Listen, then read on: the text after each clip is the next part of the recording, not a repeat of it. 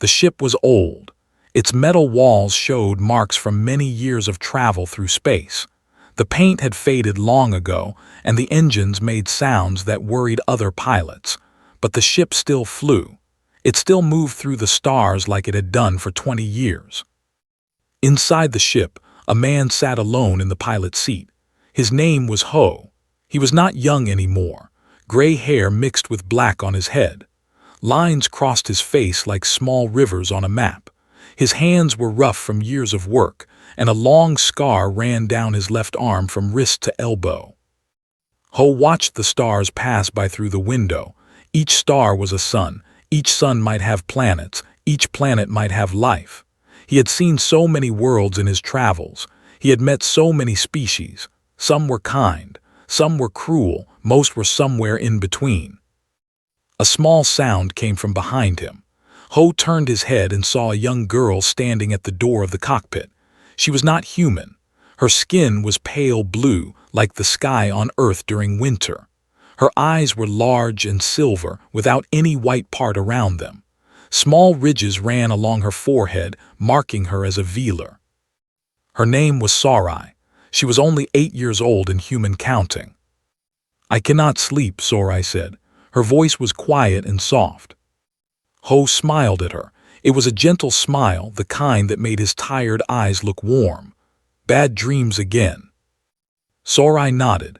She walked to him slowly, her bare feet making no sound on the metal floor. When she reached his chair, she climbed onto his lap without asking. Ho wrapped his arms around her and held her close. Though he asked, Sarai pressed her face against his chest. "They were eating everyone. They were eating my mother. I tried to scream, but no sound came out." Ho stroked her hair gently. It was silver like thin threads of moonlight. "They cannot hurt you anymore, I promise. I will always keep you safe." "How do you know?" "Because I made a promise to your mother," Ho said. "Before she died, she asked me to protect you, and I never break my promises." Sarai was quiet for a long time. Then she looked up at him with her silver eyes. "Ho, are the stories about you true?" Ho felt his body become still. "What stories?" "The other species talk about you. They call you the human legend. They say you ended the war by yourself. They say you killed 1,000,000 in one night. They say you cannot die." Ho laughed softly, but there was sadness in his laugh. "I am just a man, Sarai. I am old and tired. I just want to take you somewhere safe and find a quiet place to rest." Sarai studied his face for a moment. She was young, but Veeler children were smart. They could feel emotions, and others like humans could feel heat from fire. "You are lying," she said simply, "but I will not ask more questions. I trust you." Ho hugged her. "Thank you, little one. Now try to sleep. We will reach the Veeler Empire tomorrow. Your people will welcome you home." Sarai closed her eyes. Within minutes, her breathing became slow and peaceful. She slept in his arms while the ship flew through the darkness of space. Ho looked back at the stars, the Veeler Empire. He had hoped to never go there. The Veeler were proud people. They believed their species was the greatest in the galaxy. They looked down on humans as primitive creatures who had only recently learned to travel between stars. But Sarai needed to be with her own kind. She needed a home, a family, a future. Ho could not give her those things. He was always moving, always running from his past. That was no life for a child. The next day came quickly. Ho woke Sarai gently and told her to get ready. She put on her cleanest clothes, a simple blue dress that matched her skin. Ho wore what he always wore, old pants, a worn jacket, and boots that had walked on 100 different worlds. The Veeler capital world appeared through the window. It was beautiful. The planet glowed with soft purple light.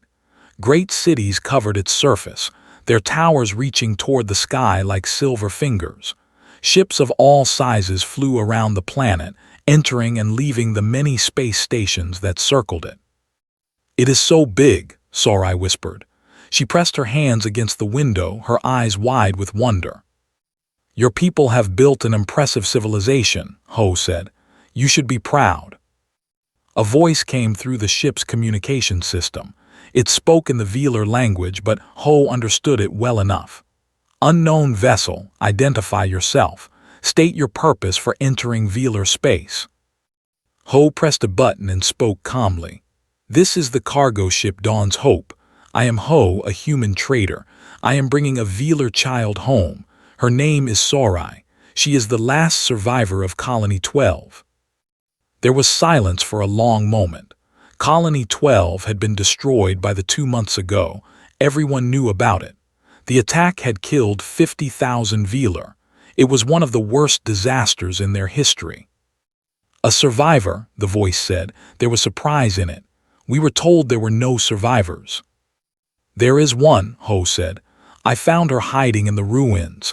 I have been caring for her since then. She deserves to be with her people. Another pause. Proceed to landing platform 7. You will be met by guards. Do not attempt to leave your ship until they arrive. Understood, Ho said. The ship descended through the atmosphere. Sorai held Ho's hand tightly as the planet grew larger in the window. She was scared. She had never seen so many buildings, so many ships, so many people moving below. Will they be nice to me? She asked.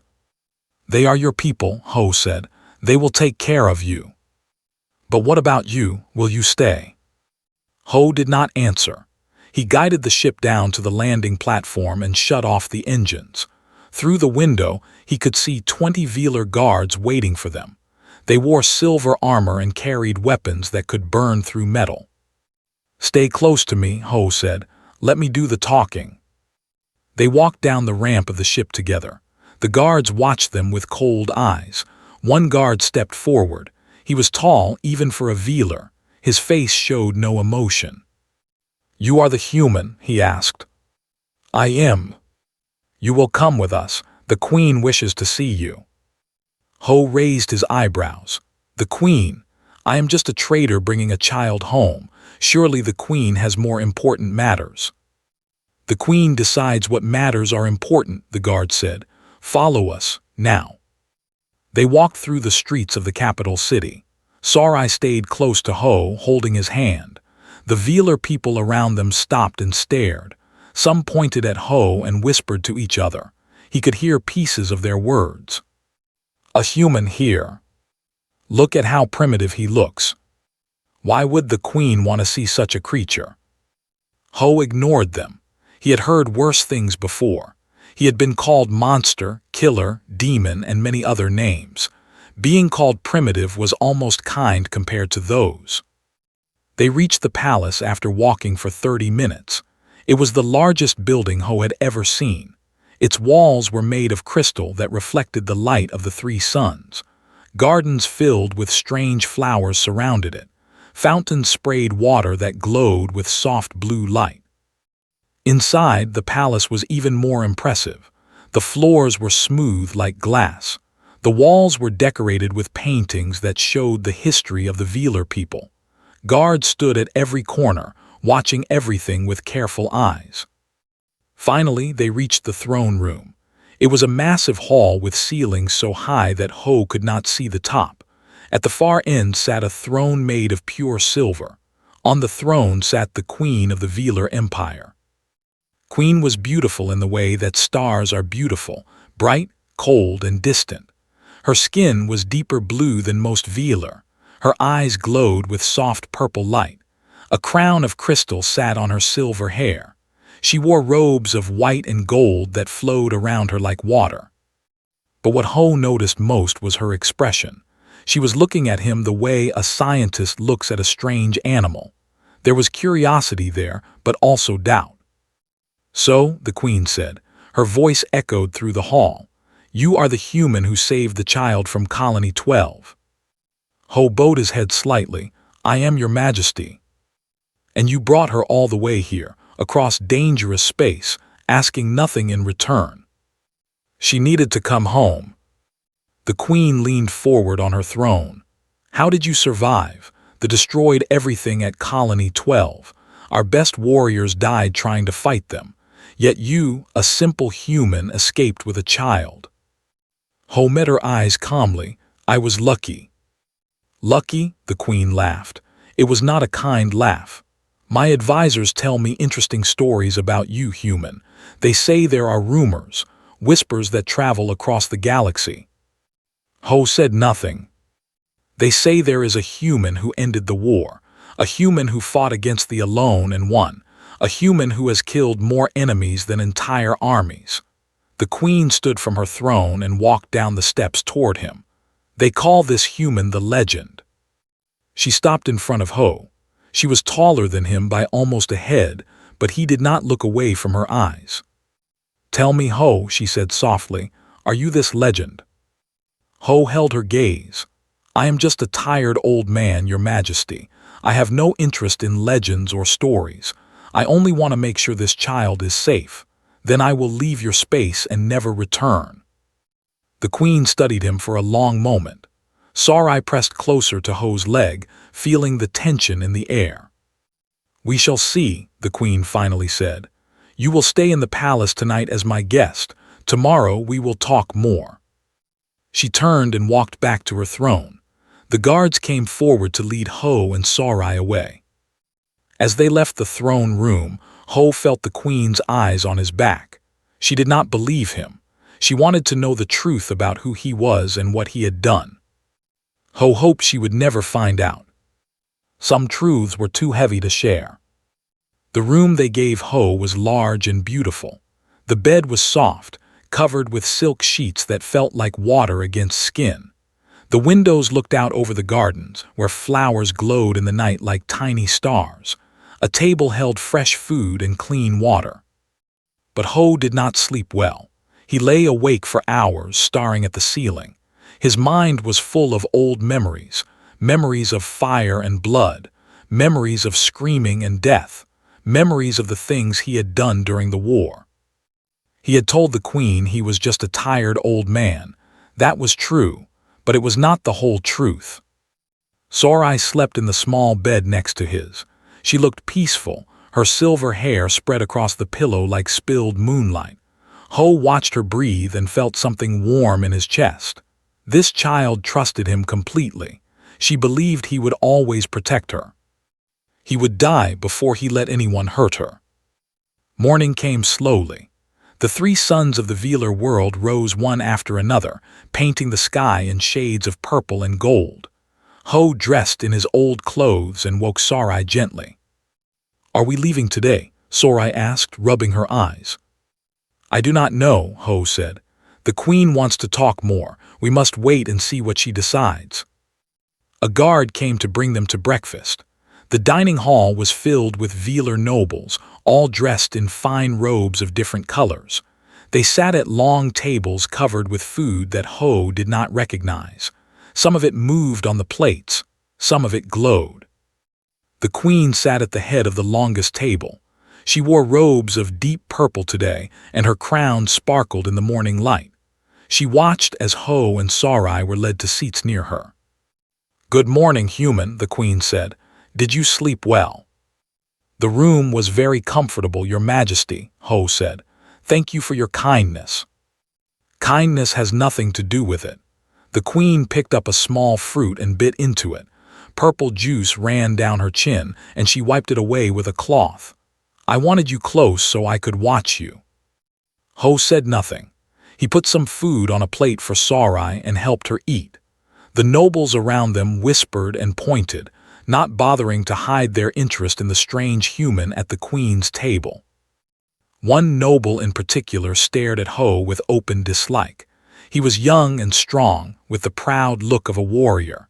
His name was Keel, and he was the commander of the queen's personal guard.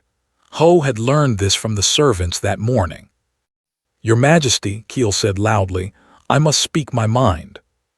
The queen raised one eyebrow, "Then speak." Keel stood from his seat and pointed at Ho. "This human sits at our table like an honored guest, but what has he done to earn such honor? He claims to have saved a child from the... I do not believe it. They killed our best warriors at Colony 12. How could a weak human survive when our own people could not?" Murmurs spread through the hall. Many of the nobles nodded in agreement. Ho continued eating, showing no reaction to the words. Perhaps, Keel continued, this human found the child after the battle was over. Perhaps he is taking credit for something he did not do. Perhaps he even works with thee and is here to spy on us. That is a serious accusation, the Queen said. Her voice was calm, but her eyes were sharp. It deserves a serious response, Keel said. I challenge this human to prove his worth. If he truly survived he should be able to defend himself against a simple test. The hall went quiet. Everyone looked at Ho. Sarai grabbed his arm, her silver eyes wide with fear. Ho. He patted her hand gently. It is okay, little one, do not worry. Ho looked at Keel, then at the Queen. He understood what was happening. This was a trap. If he refused the challenge, he would look weak and dishonest. If he accepted and lost, the same. The only way to protect Sarai was to fight. What kind of test? Ho asked quietly. Keel smiled. It was not a nice smile. A simple sparring match. No weapons, just skill against skill, unless you are afraid. I am not afraid, Ho said. He stood slowly, feeling his old bones protest. But I have one condition. If I win, you will apologize for your words, and you will personally make sure that Sarai finds a good family to care for her. And if you lose, then you can do whatever you want with me. Keel laughed. Agreed. I will enjoy teaching you the difference between humans and Velar. The nobles followed them to the training grounds outside the palace. It was a large open space with sand covering the ground. Wooden weapons hung on the walls, but they would not be used today. This would be a test of hands and feet only. Ho removed his jacket and rolled up his sleeves. His arms were thin but covered with old scars. The nobles whispered to each other about how weak he looked. Keel removed his outer robes, showing a body covered with hard muscle. He was bigger than Ho in every way, taller, wider, stronger. He moved like a predator, confident in his power. Sarai stood at the edge of the ring with the Queen. She looked like she might cry. Begin, the Queen called out. Keel charged forward immediately. He moved fast, faster than most species could follow. His fist shot toward Ho's face like a bullet. Ho stepped to the side. The fist passed by his ear, close enough to feel the wind. He did not attack back. He simply watched. Keel spun and attacked again. A kick this time aimed at Ho's chest. Again, Ho moved just enough to avoid it. The kick missed by less than a finger's width. Stop running, Keel shouted. He attacked again and again, each strike faster and harder than the last, but none of them touched Ho. The old human moved like water, flowing around each attack without effort. The nobles began to murmur. This was strange. The human was not fighting back, but he was also not getting hit. How was that possible? You are playing with me, Keel growled. His face was red with anger. Fight back, coward. Ho met his eyes calmly. Are you sure you want that? Fight me. Ho sighed. He had hoped to avoid this. He had wanted to let Keel tire himself out, then surrender quietly. But the young warrior would not accept that. He wanted a real fight. Very well. Keel threw another punch. This time Ho did not just dodge. He caught Keel's wrist in his hand and twisted.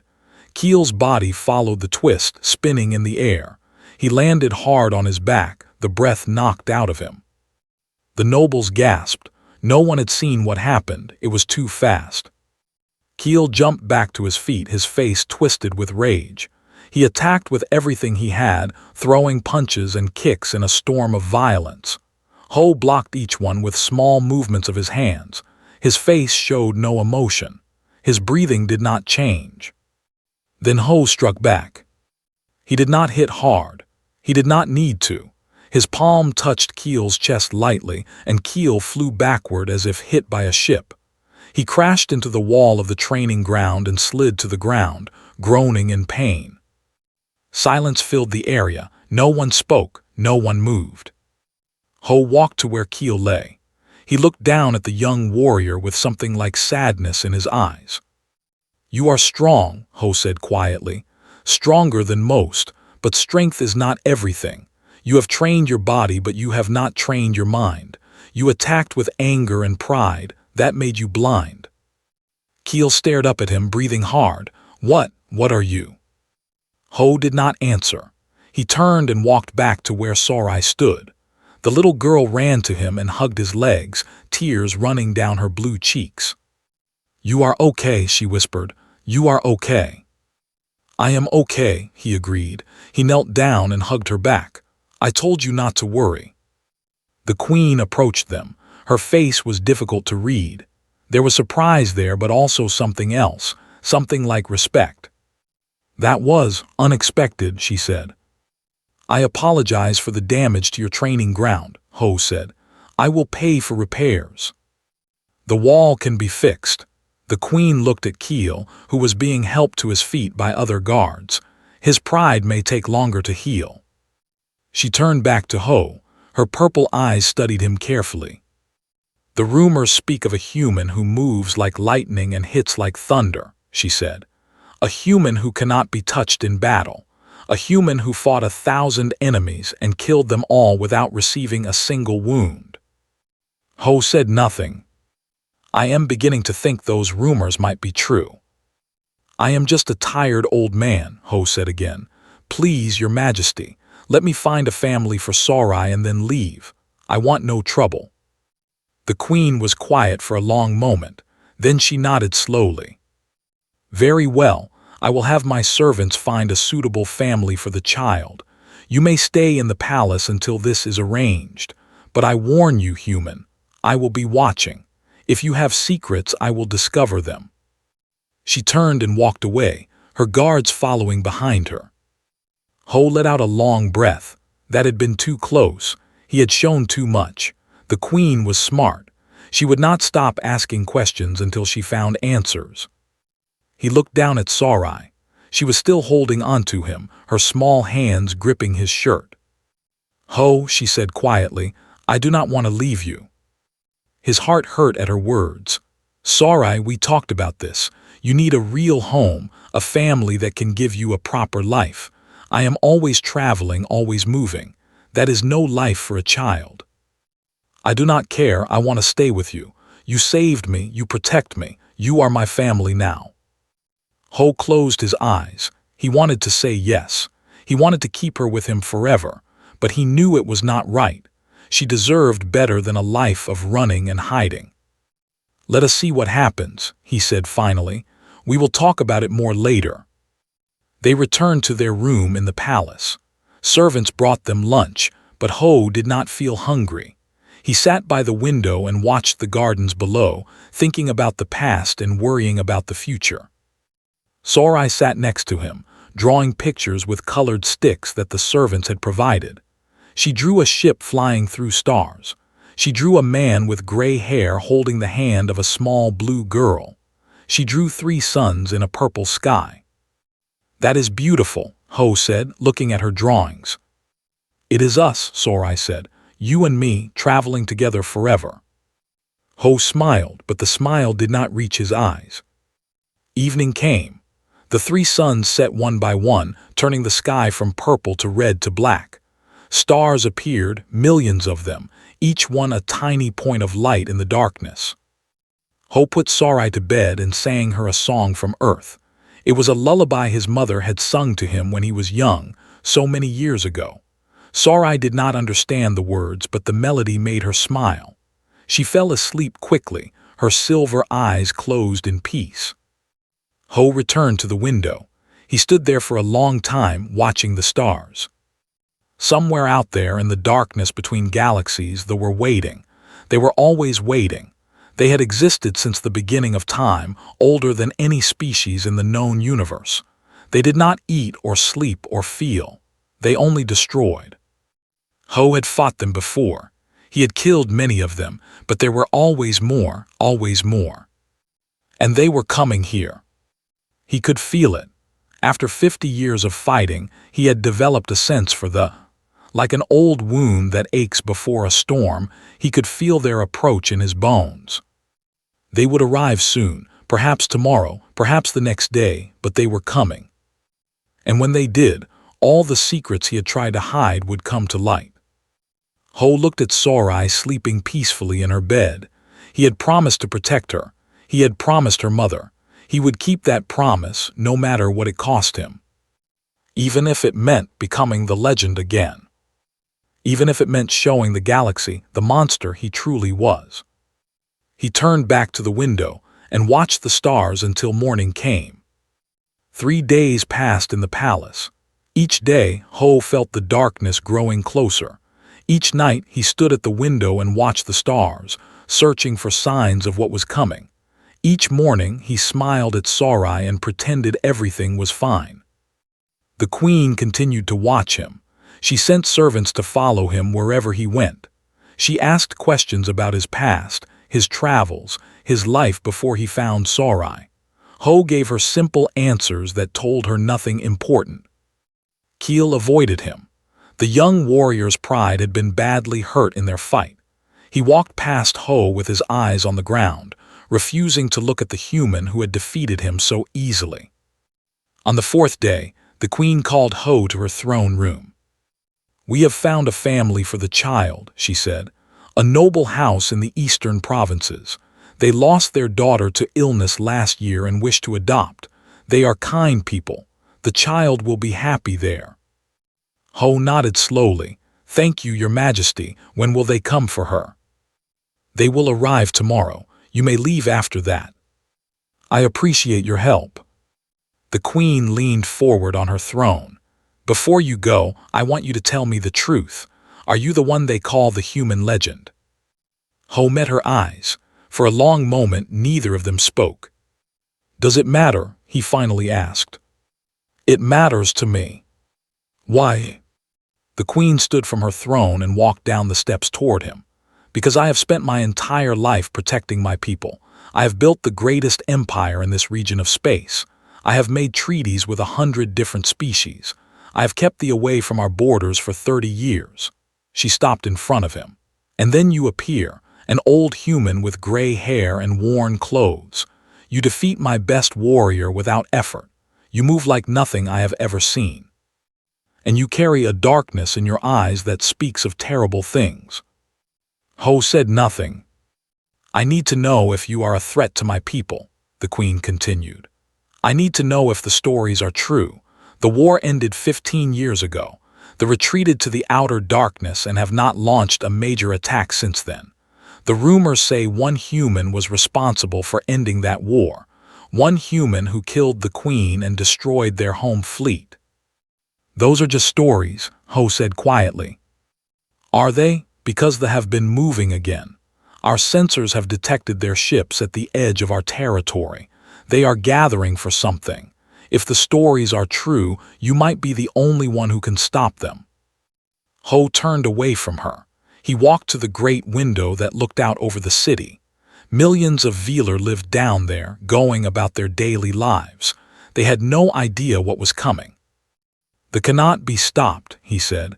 "Not really. They can be fought. They can be pushed back. But they always return. They are older than the stars themselves. They will exist long after every species in this galaxy has turned to dust." "That sounds like the words of someone who has fought them."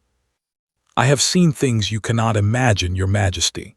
Ho's voice was heavy with old pain. "I have watched worlds burn. I have seen entire civilizations erased in a single night. I have held dying friends in my arms and listened to their last breaths.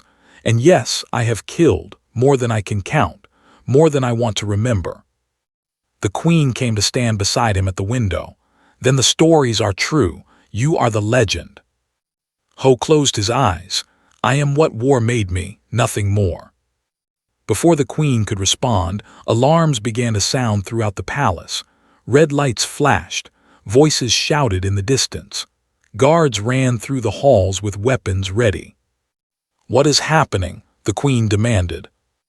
A guard rushed into the throne room, his face pale with fear. "Your Majesty, ships have appeared at the outer defense line. Hundreds of them. They came out of nowhere." "What kind of ships?" The guard's voice trembled. "Your Majesty, they are here." The queen's face went white. "That is impossible. Our sensors should have detected them days ago. They used some kind of cloaking technology. Our scanners did not see them until they were already inside our territory. Ho opened his eyes. His expression had changed. The tired old man was gone. In his place stood something harder, something colder. His eyes were like ice. "How many ships?" he asked. The guard looked at him with confusion. Who is this human? Why is he asking questions? "Answer him," the queen ordered. 300 ships, maybe more. Our defense fleet is moving to engage, but they are outnumbered 4-1. Ho nodded slowly. "They are not here by accident. They followed me. They have been hunting me for 15 years. They finally found me." The queen stared at him. "You led them here." "I did not lead them anywhere. They found me. There is a difference." Ho turned to the guard. "How long until they reach the planet?" "At their current speed, 6 hours. Our fleet will try to slow them down, but we cannot stop that many ships." 6 hours, Ho repeated. He looked at the queen. "You need to evacuate the city. Get as many people as possible to the emergency shelters. They do not take prisoners. They do not negotiate. They only destroy." "I know what to do," the queen snapped. "I have been fighting them for 30 years. "Then you know what is coming." The queen turned to her guards. "Send word to all districts. Begin evacuation immediately. I want every military unit on high alert. Contact our allies and request assistance." The guards ran to follow her orders. Ho did not wait. He ran through the palace halls toward his room. Sarai was there, and he needed to get her to safety. When he burst through the door, he found Sarai standing at the window, watching the sky. Even from this distance, she could see the flashes of light at the edge of space where the battle had begun. "They are here," she whispered. Her voice was flat, empty. "The ones who killed my mother." Ho knelt in front of her and took her hands. "Listen to me, Sarai. I need you to be brave. We are going to get you somewhere safe, okay? Underground where they cannot find you." "What about you?"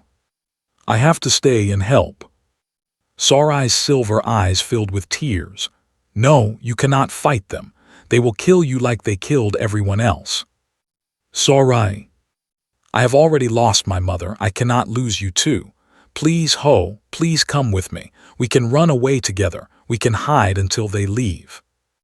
Ho felt his heart breaking. This small girl had suffered so much. She had watched her family die. She had spent days alone in the ruins of her colony, waiting for someone to save her. Now the monsters from her nightmares had followed her here, and the only person she trusted was about to walk into battle against them. "I have to try," he said gently. "These people took us in. They gave us food and shelter. They were going to find you a new family. I cannot just run away while they die." "But you are just one person. What can one person do against so many?" Ho smiled sadly. "You would be surprised what one person can do when they have something worth fighting for." He hugged her tightly, feeling her small body shake with sobs. Then he stood and walked to a bag he had brought from his ship. Inside was something he had not touched in 15 years. A black suit of armor. It was not made of metal. It was not made of anything that existed in normal science. The had created it from pure darkness, and Ho had taken it from them after killing their queen. It was the only thing that could protect against weapons. It was the reason he was still alive. He put it on slowly, feeling the material wrap around his body like a second skin. It was cold at first, but it quickly warmed. The suit remembered him. It had been made to fit his body, to respond to his thoughts, to move as he moved. Sarai watched with wide eyes. "What is that?" "A gift from an enemy," Ho said. "Come, we need to get you to the shelters." They ran through the palace halls. Everywhere people were panicking. Servants cried and ran in circles. Guards shouted orders that no one followed. The beautiful palace had turned into chaos. The queen found them near the main gates. She was wearing armor of her own now, silver and gold, with a sword at her side. Behind her stood a small group of her best warriors, including Keel. "You are leaving?" she asked when she saw Ho. "I am taking the child to safety, then I will return." The queen looked at his black armor. Her eyes widened as she recognized what it was. "That armor, that is material. How do you have armor?" "I took it from someone who did not need it anymore." The queen whispered. "The stories say the legend killed the queen and took her armor as a trophy. Is that true?" Ho did not answer. He picked up Sarai in his arms and continued toward the shelters. The underground bunkers were buried deep beneath the palace. They were built to survive anything: earthquakes, nuclear attacks, even orbital bombardment. Thousands of people were already inside, pressing against each other in the narrow tunnels. Ho found a spot in the corner and set Sarai down. "Stay here. Do not move. Do not open the doors for anyone except me. Do you understand?" Sarai grabbed his hand. "Please do not go." "I have to." "Then promise me you will come back. Promise me." Ho looked into her silver eyes. He could not lie to her. He did not know if he would survive this battle. The had come in force. 300 ships meant millions of soldiers. Even with his armor, even with his skills, he was still just one man. But looking at her face, he found he could not tell her the truth. "I promise," he said, "I will come back." He kissed her forehead gently, then turned and walked away. He did not look back. If he looked back, he would not be able to leave. When he returned to the surface, the sky had changed. The three suns were hidden behind clouds of smoke and fire. The Velar fleet was being destroyed. Pieces of ships fell through the atmosphere like burning rain. They were breaking through. The queen stood on the palace steps, watching the destruction with hard eyes. Her warriors stood around her, weapons ready. "How long until ground forces arrive?" she asked when she saw Ho. "Minutes. They like to land fast and overwhelm their enemies before they can organize." "Then we will meet them at the gates." "No," Ho shook his head. "You will stay here with your people, protect the shelters. If they get underground, everyone dies." "And what will you do?" Ho looked up at the burning sky. In the distance, he could see the first landing ships descending through the clouds. They were massive, black shapes that blocked out the light. "I will meet them at the gates," he said, "alone." The queen stared at him. "That is suicide." "Maybe." Ho began walking toward the city gates. "But I made a promise to a little girl, and I never break my promises." He disappeared into the smoke, leaving the queen and her warriors behind. The battle for the Velar Empire was about to begin. The landing ships crashed into the city like falling mountains. They destroyed buildings and streets and everything in their path. From inside the ships came the soldiers. Soldiers were not like any other creatures in the galaxy. They had no faces. They had no mouths or eyes or noses. Their bodies were made of pure darkness, shaped like tall, thin shadows with arms that ended in claws. They moved silently, floating above the ground instead of walking, and they felt nothing.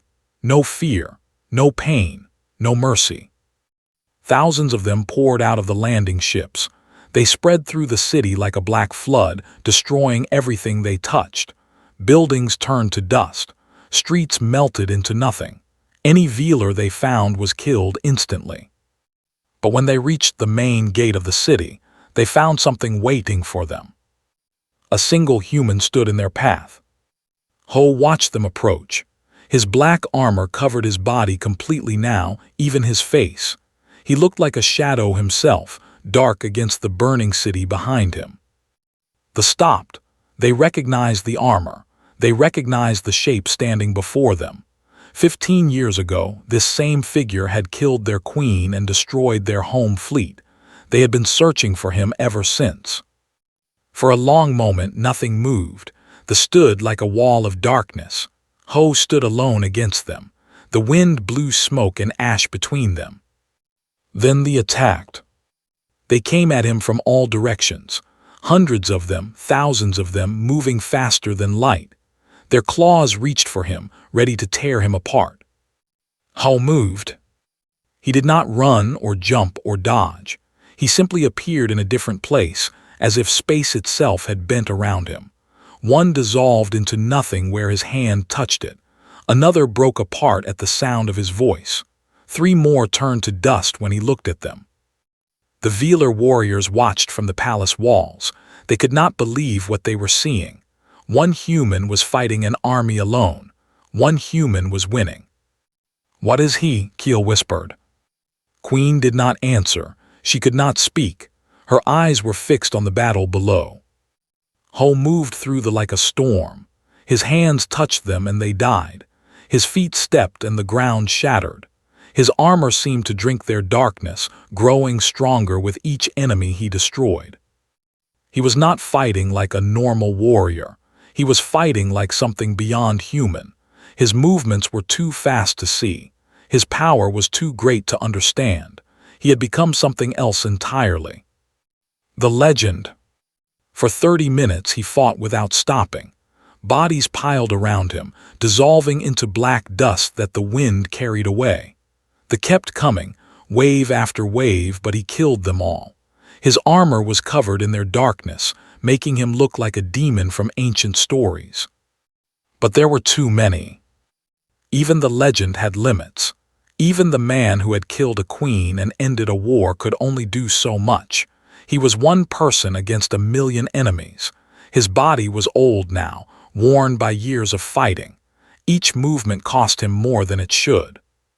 They began to adapt. They learned to attack from angles he could not see. They learned to sacrifice themselves to create openings. Slowly, very slowly, they began to push him back. A claw caught his arm. Another sliced across his back. His armor protected him from death, but not from pain. He felt each hit like fire in his blood. From the palace walls, Queen made a decision. "Open the gates," she ordered. "We are going to help him." Keel stared at her. "Your Majesty, that is madness. We cannot fight that many enemies." "Watch me." She drew her sword and ran down from the walls. Her warriors followed, loyalty overcoming their fear. Keel hesitated only a moment before running after them. The palace gates opened. 200 Velar warriors charged into the battle, their swords glowing with energy. They formed a circle around Ho, protecting him from attacks he could not see. Ho felt them arrive. He saw the queen fighting beside him, her sword cutting through with skill and grace. He saw Keel, the young warrior who had challenged him, now standing at his back and blocking claws meant for his spine. "You should not be here," Ho gasped. "This is my city," the queen replied. "I will not let it fall while I hide behind walls." Together they fought, human and Velar side by side against an enemy older than time.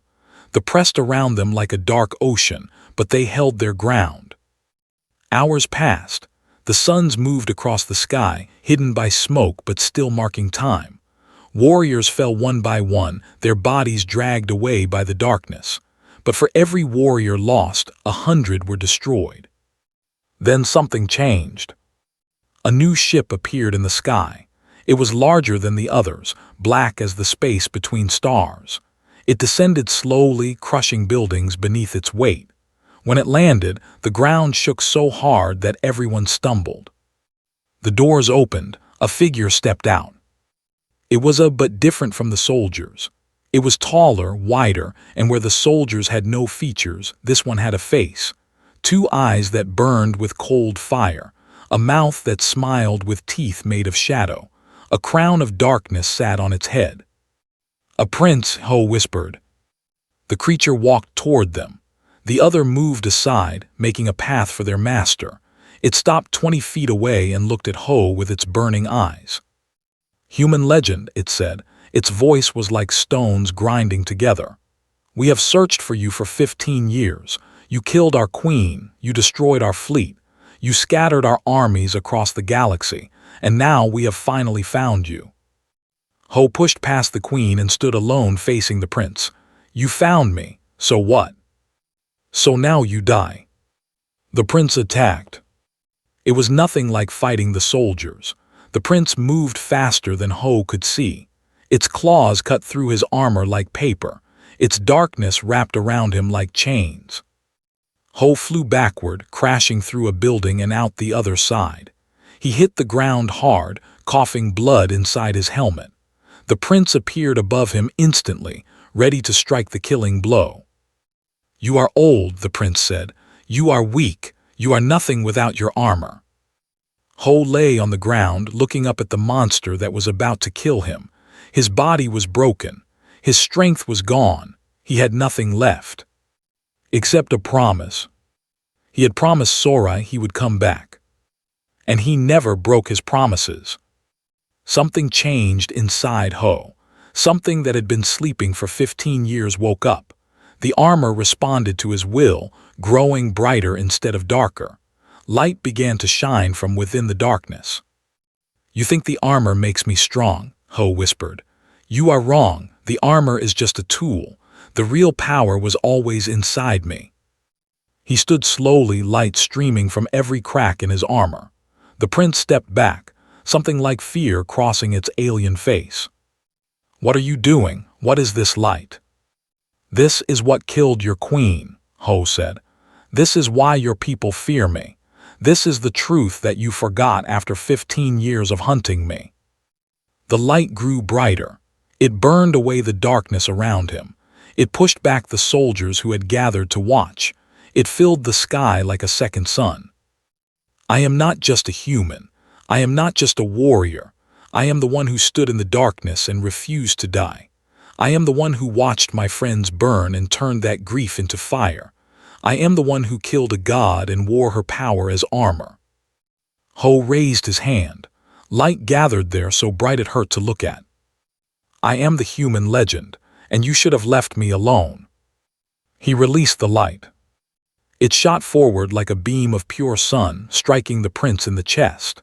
The creature screamed, a sound that cracked windows and shattered stone. Its body began to dissolve, eaten away by the light. "No," the prince howled. "This is impossible. We are eternal. We cannot be destroyed." "Everything can be destroyed," Ho said, "even you." The light consumed the prince completely. Nothing remained, not even ash. Then Ho turned to the sky. The ship still circled above, waiting to see what would happen. He raised both hands and released every drop of light in his body. The beam shot upward like a pillar of fire.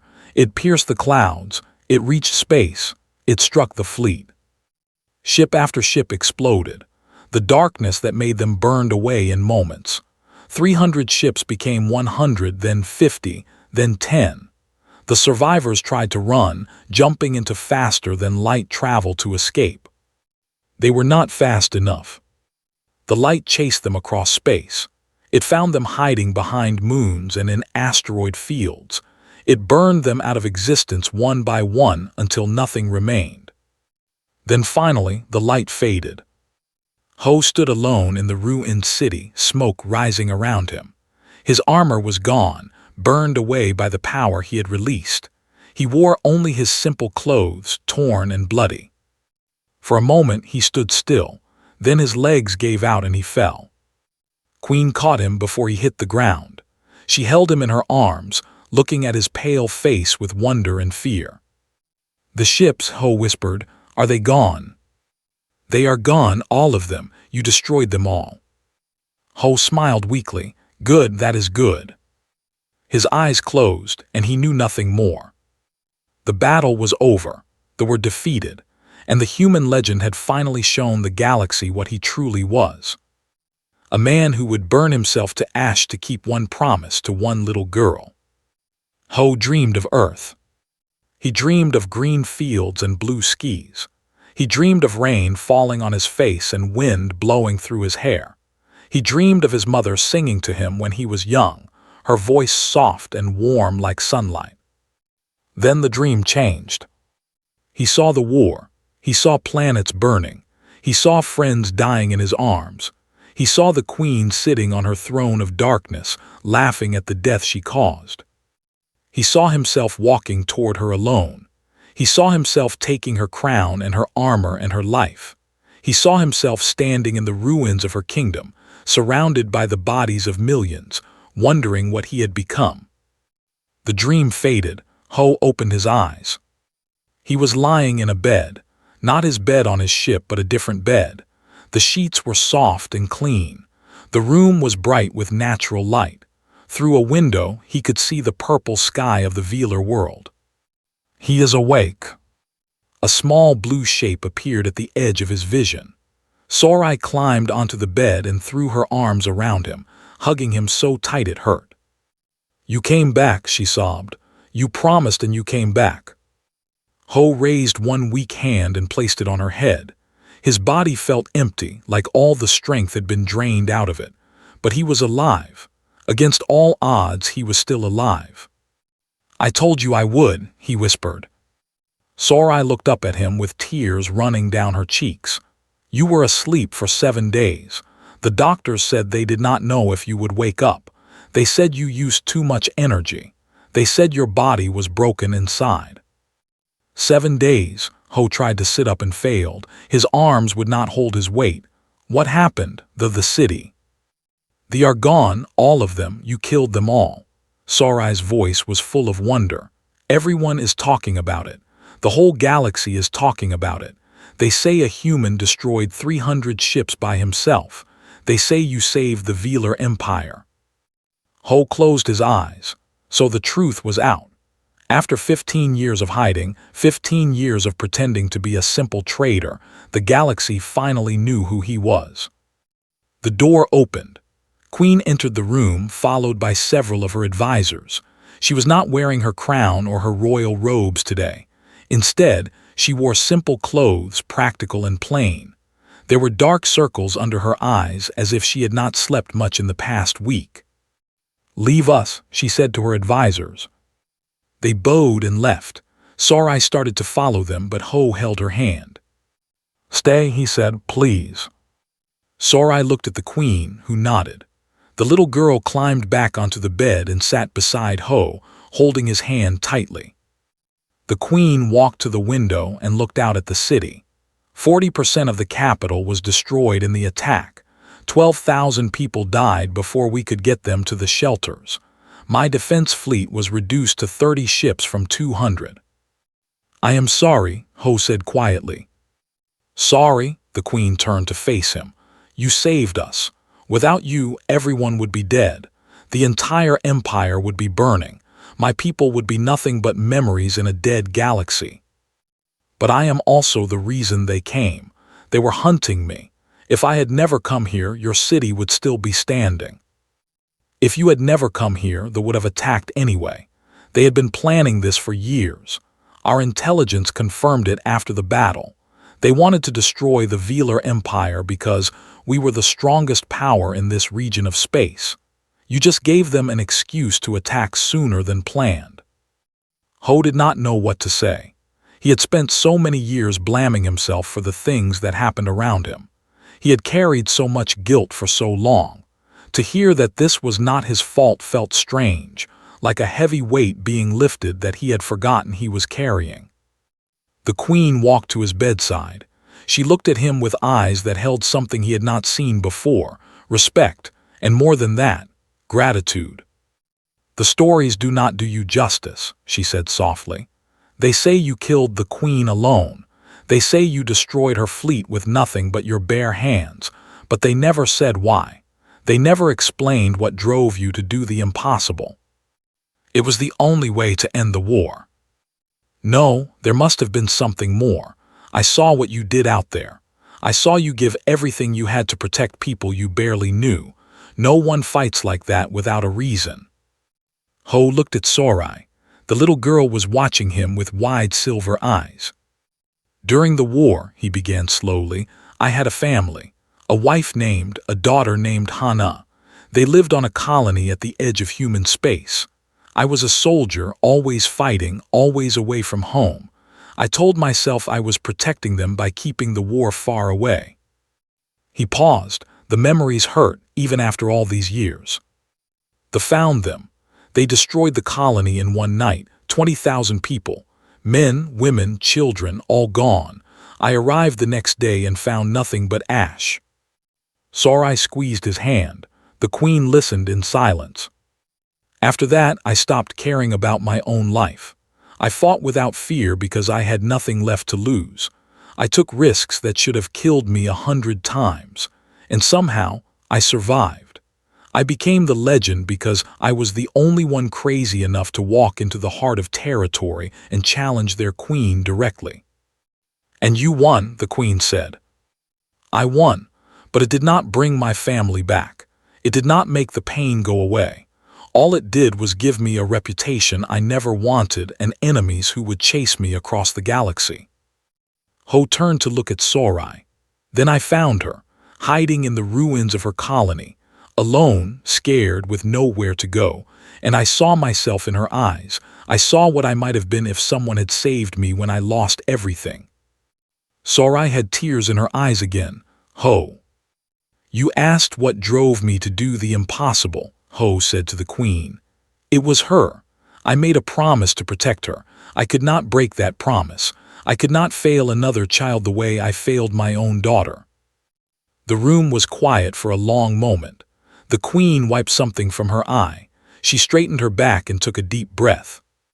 "Ho," she said formally, "in my 30 years as queen, I have met many warriors. I have seen acts of courage and sacrifice that would make others weep. But I have never, in all my life, met anyone like you." She lowered herself slowly. Her knees touched the floor, her head bowed.